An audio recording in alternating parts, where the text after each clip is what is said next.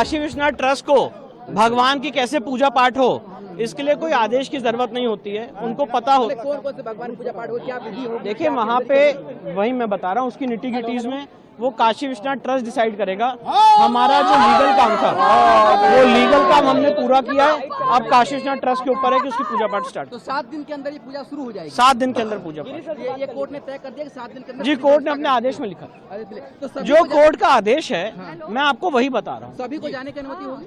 जी, सारे लोगों को, भक्तों को, पुजारी को, सारे लोगों को जाने की तो अनुमति। जो भी काशी विश्वनाथ मंदिर में दर्शन करने जाते हैं वो सारे लोग अब जा सकते हैं वहाँ? जी बिल्कुल बिल्कुल बिल्कुल जा सकते हैं। तो एक बड़ी बात होगी, एक बड़ी बात है कि जहाँ पर मैं ये कहना चाहता हूँ जो जस्टिस के.एम. पांडे ने राम मंदिर में 1 फरवरी 1986 को ताला खोलने का आदेश दिया था, मैं आज के इस ऑर्डर को उसी की तुलना में देखता हूँ।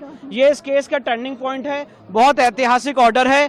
और जो एक सरकार ने अपनी पावर का दुरुपयोग करते हुए हिंदू समाज की पूजा पाठ रोकी थी, आज कोर्ट ने उसको अपनी कलम से रेक्टिफाई किया है और वहां पे पूजा पाठ के आदेश दिए। रोकने का कोई लिखित आदेश नहीं था उस समय? रोकने का कोई लिखित आदेश नहीं था। आज भी कोई रिटर्न ऑर्डर किसी भी गवर्नमेंट के पास नहीं है कि वहां पे पूजा पाठ कैसे रोकी गई। तो अब माना जाए कि स्वामित्व के अधिकार के ये पहला चरण है?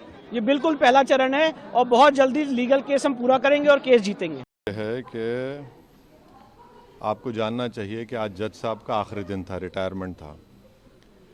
दूसरी बात ये थी कि उन्होंने 17 जनवरी को डिस्ट्रिक्ट मजिस्ट्रेट को रिसीवर अपॉइंट किया।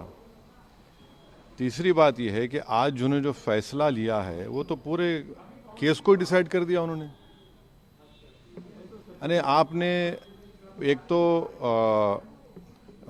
कितने 93 के बाद से अब तक खुद कह रहे हैं कि वहाँ पर कुछ नहीं हो रहा था। अब मस्जिद के तहखाने को आप दे रहे हैं तो फिर आपने तो पूरा केस ही डिसाइड कर दिया। भाई कितने साल हो गए, 93 से आप 30 साल हो गए। हाँ, उसमें मूर्तियाँ कहाँ हैं, कैसे मालूम उनको? तो ये प्लेसेस ऑफ वर्शिप एक्ट का वायलेशन है। भाई 30 साल में, 30 साल के बाद आप ये काम की इजाज़त दे रहे हैं, तो उनका तो एक काम था कि आप उनको 30 दिन का टाइम देते अपील के लिए। आप कहते हैं कि 7 दिन में पूरा निकाल दो, ग्रिल्स निकाल दो और आप इजाज़त दे दिए। तो ये सरासर गलत फैसला है। और आखिरी बात यह है कि नरेंद्र मोदी की सरकार जब तक अपनी खामोशी को तोड़ेगी नहीं और साफ तौर पे कहेगी नहीं कि हम प्लेसेस ऑफ वर्शिप एक्ट के ऊपर स्टैंड बाय करते हैं, ये पूरे तनाज़े चलते रहेंगे। और मैं फिर से कह रहा हूं कि जब बाबरी मस्जिद का टाइटल सूट का जजमेंट आया था, मैंने जिस एप्रीहेंशन का इजहार किया था कि वो फैसला यकीनन सुप्रीम कोर्ट हमारा आखिरी कोर्ट, हम इज़्ज़त करते हैं, मगर फेद की बुनियाद पर आने से ये तमाम चीज़ें खुल रही हैं। और उस सुप्रीम कोर्ट के फैसले में प्लेसेस ऑफ वर्शिप एक्ट को बेसिक स्ट्रक्चर का हिस्सा करार दिया गया था। तो फिर ये लोअर कोर्ट सुन क्यों नहीं रहे हैं और केंद्र सरकार क्यों नहीं बोल रही है?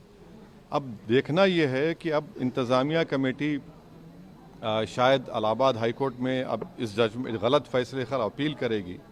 अब नहीं मालूम क्या फैसला है, मगर 17 जनवरी को एक बात कहते हैं, फिर रिसीवर को बोलते हैं ये कर दो आप। आखिरी दिन आपका, खैर उनका इख्तियार है, उसको कोई रोक नहीं सकता। मैं आपके व्यूअर्स के समझने के लिए कह रहा हूँ। और प्लेसेस ऑफ वर्शिप एक्ट का मतलब क्या है? 30 साल से कुछ नहीं हो रहा है, आप उनको 30 दिन नहीं देते। ये चीज़ें हैं। झारखंड में जो ईडी कार्रवाई हो रही है उस पर क्या? नहीं अब अभी उस सर, मेरा सवाल इससे जुड़ा हुआ है। हिंदू पक्ष के जो लॉयर है विष्णु शंकर जैन, उन्होंने ये कहा है कि हमारी बड़ी जीत है, आने वाले समय में अयोध्या जैसा ही जब आगे बहस होगी तो उसको लेकर अयोध्या जैसा ही परिणाम आएगा। हाँ, 6 दिसंबर दोबारा हो सकता है इस देश में। 6 दिसंबर दोबारा हो सकता है, क्यों नहीं हो सकता है भाई? 86 हुआ, फिर हो सकता है, जब जीबी पंत थे, दोबारा हो सकता है इस तरह।